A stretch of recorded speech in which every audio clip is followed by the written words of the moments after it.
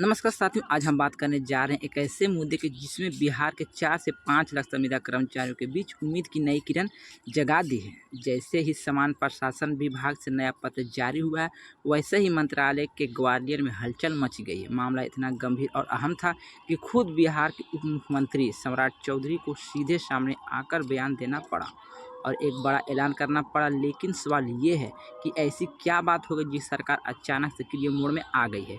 वाकई अब संविदा कर्मियों की किस्मत बदलने वाली है या फिर सिर्फ चुनावी रणनीति है।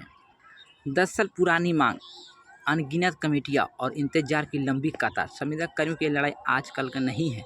पिछले दशक भर से ये कर्मचारी अपने अधिकार के लिए आवाज़ उठा रहे हैं। कई बार सरकार ने कमेटी बनाई है, कहा गया कि संविदा कर्मचारियों के लिए स्पष्ट ढांचा, सेवा शर्तें तैयार होगी, वादे हुए, प्रारूप बने, लेकिन नतीजा शून्य। हर बार नई कमेटी का गठन, नई रिपोर्ट, नई सिफारिश और नई फाइलें मंत्रालय के अलमारी में धूल खाती रही। लेकिन अब हालात बदले हैं। नया पत्र जारी होते ये साफ हो गया कि सरकार अब सक्रिय मोड में है।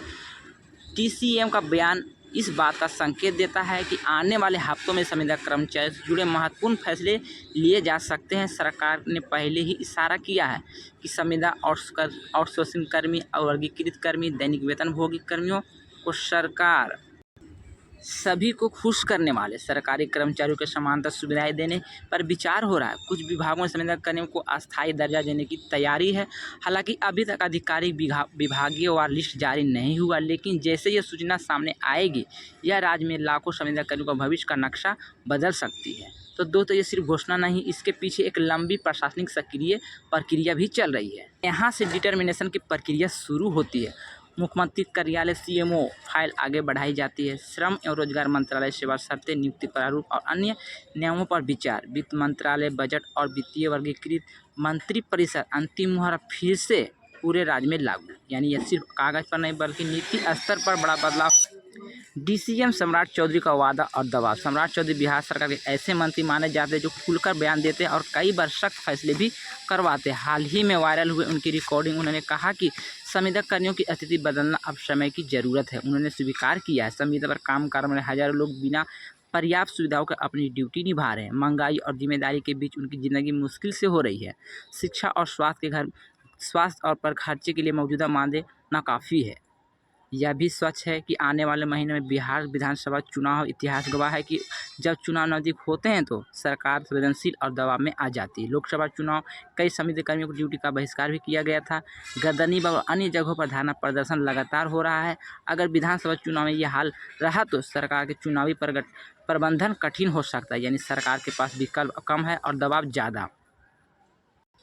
गोल्डन अपॉर्चुनिटी कर्मचारी और सरकार दोनों के लिए है। अभी समय है, संविदा कर्मचारियों अपनी मांगों को लेकर एकजुट होकर दबाव बना सकते हैं। इतिहास में देखा गया कि जब विपक्ष सड़क पर किसी मुद्दे को लेकर आंदोलन करता है तो सरकार जल्दी फैसला ले लेती है। उदाहरण के लिए डिमिसाइल लागू का तेजी से लागू होना। इसलिए अगर संविदा कर्मचारी इस समय अपनी आवाज़ बुलंद करे तो सरकार विकल्पित होकर फैसला लेना पड़ेगा। कर्मचारियों की मुख्य भूमिका क्या है? यानी कि स्थायीकरण या कम से कम सरकारी कर्मियों जैसी सुविधा। मानदेय में भारी महंगाई और वृद्धि, यानी महंगाई के हिसाब से 18 से 21 हज़ार प्रति माह सभी को वेतन होनी चाहिए। ईपीएफ, ईएसआई, एग्जीक्यूटिव मेडिकल की बीमा और साप्ताहिक छुट्टी, राष्ट्रीय अवकाश, रिटायरमेंट बेनिफिट और अनुकंपा की नियुक्ति। तो आगे क्या हो सकता है? संकेत साफ है कि कैबिनेट के एजेंडों की संविदा कर्मियों को मुद्दा शामिल होने की संभावना है। कुछ विभागों की अस्थायी दर्जा और अन्य वेतन व सुविधाएं की बराबरी का फैसला हो सकता है।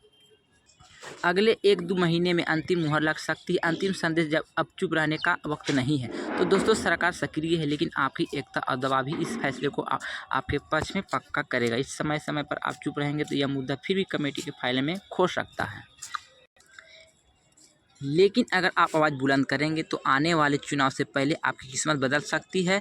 हम यहाँ से हर अपडेट आपको देंगे, दस्तावेज के साथ, प्रूफ के साथ भी आपको दिखाएंगे। इस खबर को ज़्यादा से ज़्यादा लोग को शेयर कीजिए ताकि हर अधिकारी, हर नेता तक पहुँच सके। अगर आप चाहते हैं मैं इस विभागीय सूचित की पिछले वर्षों की क्रॉनोलॉजी और सुप्रीम कोर्ट के आदेश को भी इसमें दिखाएँ तो आप लोग कॉमेंट जरूर कीजिए। बस ये छोटी सी जानकारी थी आप सभी को लेकर, तो मैंने पूरी जानकारी इस वीडियो में आपको बता दी। वीडियो पसंद आए हैं तो वीडियो को ज़्यादा से ज़्यादा शेयर करने का काम कीजिएगा। अगर मैंने जो जानकारी दी है बोलने में कोई मिस्टेक हो गए या कोई जानकारी छूट गए हैं तो आप अपना छोटा भाई समझ के क्षमा कीजिएगा। मिलते हैं नई वीडियो में नई अपडेट के साथ। जब तक के लिए good bye, thanks for watching.